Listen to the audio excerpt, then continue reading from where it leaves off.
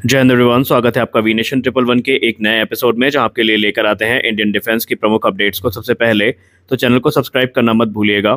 आज के अपने अपडेट की शुरुआत करूं उससे पहले आप सभी को विजयदशमी की हार्दिक शुभकामनाएं।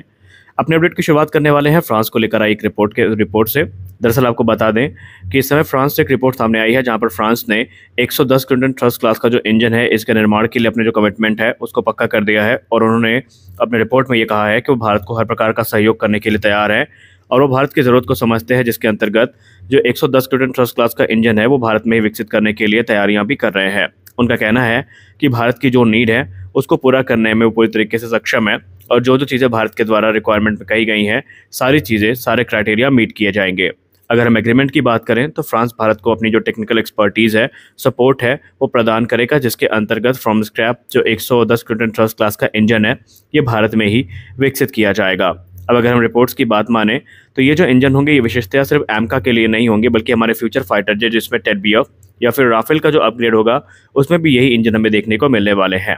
कुछ रिपोर्ट ये भी कहते हैं कि ये इंजन काफ़ी कैपेबल होंगे, जिनमें सुपर क्रूज की कैपेबिलिटी होगी और आने वाले भविष्य में जब तेजस मार्क 2 को अपग्रेड मिल रहे होंगे तो इंजन स्वैपिंग भी हमें देखने को मिल सकती है, जहां पर ये नए इंजन तेजस मार्क 2 को भी पावर करने के लिए इस्तेमाल किए जा सकते हैं। आपको बता दें, जेट इंजन टेक्नोलॉजी काफ़ी जटिल टेक्नोलॉजी होती है और बहुत चुनिंदा देशी हैं जो इसको मास्टर कर पाए हैं। भारत भी प्रयास कर रहा है, लेकिन भारत अपने कावेरी इंजन के साथ आगे बढ़ रहा है और कावेरी इंजन में अभी सर्टिफिकेशन मिलने का इंतजार है।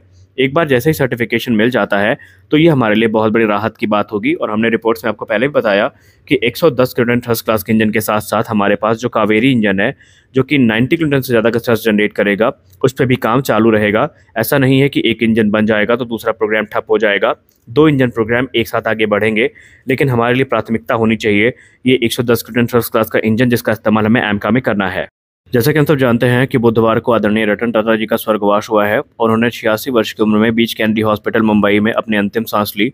और उसके बाद से पूरे देश में शोक की एक लहर दौड़ गई और हर कोई उनके द्वारा किए गए कार्यों को इस समय याद कर रहा है। लेकिन इसी बीच उनसे जुड़ी एक इंटरेस्टिंग कहानी सामने आई है, जो कि लॉकहीड मार्टिन के पायलट के द्वारा शेयर करी गई है। बात है फरवरी 2007 की, जब 69 वर्ष की उम्र में रतन टाटा जी ने F-16 फाइटर जेट को उड़ाया था। इस पर बात करते हुए F-16 के पायलट ने ये कहा कि एरो इंडिया एयर शो में जब उनको पता चला कि रतन टाटा जी उनके साथ उड़ान भरने वाले हैं तो वो काफ़ी ज़्यादा चौंक गए और वो अपनी खुशी को शब्दों में व्यक्त नहीं कर पाए।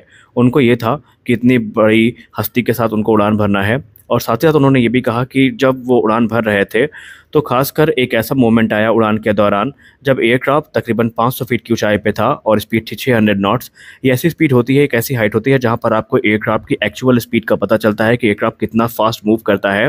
और उन्होंने कहा कि जब आप इस एल्टीट्यूड पर उड़ान भर रहे थे तो रतन टाटा जी बहुत ज़्यादा एक्साइटेड थे और उनका जो एक्साइटमेंट था वो पायलट को भी एक नए जोश से भर रहा था। हालांकि उन्होंने कहा कि हमारे बीच काफ़ी लंबी मुलाकात हुई, काफ़ी लंबी बातचीत हुई पूरे फ्लाइट के दौरान और उन्होंने खुद इस एयरक्राफ्ट को उड़ाया भी था। साथ साथ उन्होंने भी कहा कि रतन टाटा जी का जो इंटरेस्ट रहा है फाइटर जेट में वो अद्वितीय रहा है। उनको पहले से ही एयरक्राफ्ट के बारे में काफ़ी नॉलेज थी और वो इस मोमेंट को भूल नहीं सकते। अब आप सब सोचेंगे कि रतन टाटा जी से जुड़ी ये कहानी हम क्यों सुना रहे हैं, क्योंकि आपको बता दें कि ऑलरेडी लॉकहीड मार्टिन टाटा के साथ मिलकर के, टाटा कंपनीज के साथ मिलकर के जो पार्ट्स का निर्माण है वो करती है। और आने वाले भविष्य में अगर F-21 MRFA के अंतर्गत सेलेक्ट किया जाता है या फिर F-35 भारत में सेलेक्ट किया जाता है तो संभावित है कि टाटा कंपनी ही वो कंपनी होगी जिनके साथ कोलैबोरेशन को फॉर्म किया जाएगा और एडवांस एयरक्राफ्ट का निर्माण भारत में होता दिखाई पड़ेगा। फिलहाल हम सब इस समय काफ़ी शोक व्यक्त हैं, क्योंकि बुधवार को जब से उनका निधन हुआ है तो पूरे देश में शोक की एक लहर दौड़ गई है और हम आशा करते हैं कि ईश्वर उनकी आत्मा को शांति दे। हमारी अगली बड़ी अपडेट आ रही है सुपर सुखोई प्रोग्राम को लेकर। आप सबको पता है कि सुपर सुखोई प्रोग्राम के अंतर्गत जो सुखोई 30M के आई है इनको अपग्रेड किया जा रहा है।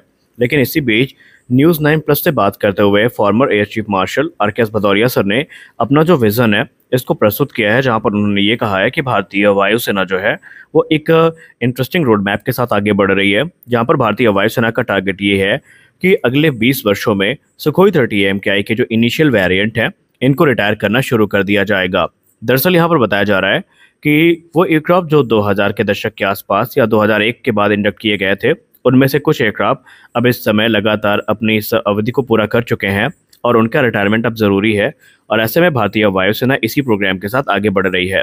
हाँ, उन्होंने ये भी कहा कि ये रिटायरमेंट दरअसल गैर जिम्मेदाराना तरीके से नहीं होगा, बल्कि हम तब रिटायर करेंगे जब हमारे पास जो इंडिजिनस 5.5 जनरेशन के स्टेल्थ फाइटर एक उचित संख्या में मिल जाएंगे। दरअसल उन्होंने स्पष्ट तौर पे ये कहा है कि तकरीबन 100 एयरक्राफ्ट हैं सुखोई 30 AMKI जिन्हें 2045 से रिटायर करना शुरू कर दिया जाएगा। लेकिन आपको बता दें कि ये टाइमलाइन 2045 की तभी एक्शन में आएगी जब हमारे पास कम से कम एमका मार्क 2 प्रोडक्शन में आ चुके होंगे और एमका मार्क 1 की जो इनिशियल स्क्वाड्रन है भारतीय वायुसेना को ज्वाइन कर चुकी होंगी। यानी कि उनका कहना यह है कि 2045 तक अगर हमारे पास 4 से 5 स्क्वाड्रन जो स्टेल्थ फाइटर्स की हैं ये अगर ऑपरेशनल रोल में आ जाती हैं तभी हम सुखोई 30 AMKI के इनिशियल बैच को रिटायर करेंगे। आपको यहाँ पर पता होना चाहिए कि जो मौजूदा वायुसेना प्रमुख है chief of air staff air chief marshal AP Singh sir, उन्होंने भी यही कहा है कि वो ये उम्मीद लगा के चल रहे हैं कि 2028 से जो इंडिजिनस एयरक्राफ्ट है ये भारतीय वायुसेना को ज्वाइन करना शुरू कर देगा। जिसमें तेजस मार्क 2 के बारे में बात करते हुए उन्होंने कहा कि ये 2028 से 2030 के बीच तक कभी भी भारतीय वायुसेना को ज्वाइन कर सकता है और उसके बाद भारतीय वायुसेना तभी राहत की सांस लेगी, क्योंकि भारतीय वायुसेना की जो स्क्वाड्रन संख्या है ये रिकॉर्ड लो स्तर पे आ चुकी है और अब ज़रूरी यही है कि हम युद्ध स्तर पे इसमें काम करें और तभी जाकर भारतीय वायुसेना राहत की सांस ले पाएगी। हमारी अगली बड़ी अपडेट MQ-9 ड्रोन डील को लेकर आ रही है। जैसा कि हम सब जानते हैं कि भारतीय नौसेना, वायुसेना और थल सेना के लिए जो MQ-9 ड्रोन डील है इसको कैबिनेट कमेटी ऑन सिक्योरिटी का जो अप्रूवल है ये मिल चुका है, जहां पर 31 की संख्या में इन ड्रोन्स की खरीद की जानी है जिसका निर्माण जनरल एटॉमिक्स के द्वारा किया जाएगा। अब ये मान के चल रहे हैं कि 2024 के अंत तक डील फाइनलाइज हो जाएगी, जिसका सीधा मतलब ये है कि रिपोर्ट्स के हिसाब से जो ड्रोन है इनकी डिलीवरी या तो 2027 के अंत तक या 2028 की शुरुआत में शुरू हो जाएगी। MQ-9 भी अनमैनेजेबल व्हीकल की बात करें तो ये हाईली एडवांस और वर्सेटाइल ड्रोन प्लेटफॉर्म है जो कि अपने इंटेलिजेंस, सर्विलेंस और रिकॉनेसेंस कैपेबिलिटी के लिए जाने जाते हैं। सबसे खास बात तो यहाँ पर ये है कि इनके पास जो स्ट्राइक पोटेंशियल है वो भी है, जहाँ पर ये एंटी टैंक गाइडेड मिसाइल्स को कैरी कर सकते हैं और भी अलग अलग जो मिशन रोल हैं उनको पूरा करने में ये सक्षम है। भारतीय नौसेना को क्रमशः जो 8 ड्रोन हैं ये मिलेंगे और उसके बाद जो बाकी के ड्रोन हैं ये भारतीय नौसेना और वायुसेना को आवंटित कर दिए जाएंगे। रिपोर्ट्स के हिसाब से जो पहला MQ-9 ड्रोन है ये भारतीय नौसेना को मिलेगा और नौसेना के नंबर्स के पूरे होने के बाद ही भारतीय वायुसेना और थल सेना को इन ड्रोन का एक्सेस हमें देखने को मिलने वाला है।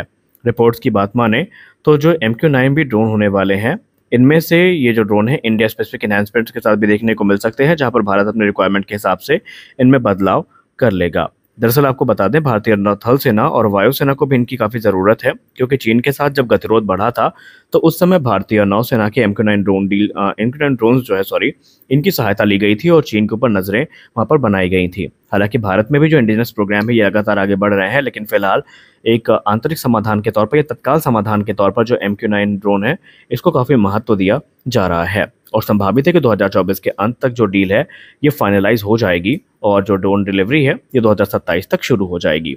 तो आज के इस वीडियो में बस इतना ही। मिलते हैं अगले वीडियो में कुछ और अपडेट्स के साथ। आशा करते हैं ये वीडियो आपको अच्छी लगी होगी। वीडियो अच्छी लगी वीडियो को लाइक करिए, नए चैनल को सब्सक्राइब करिए, क्योंकि हम आपके लिए ऐसी वीडियोज़ को लेकर आते रहते हैं। मिलते हैं अगले वीडियो में, तब तक के लिए जय हिंद।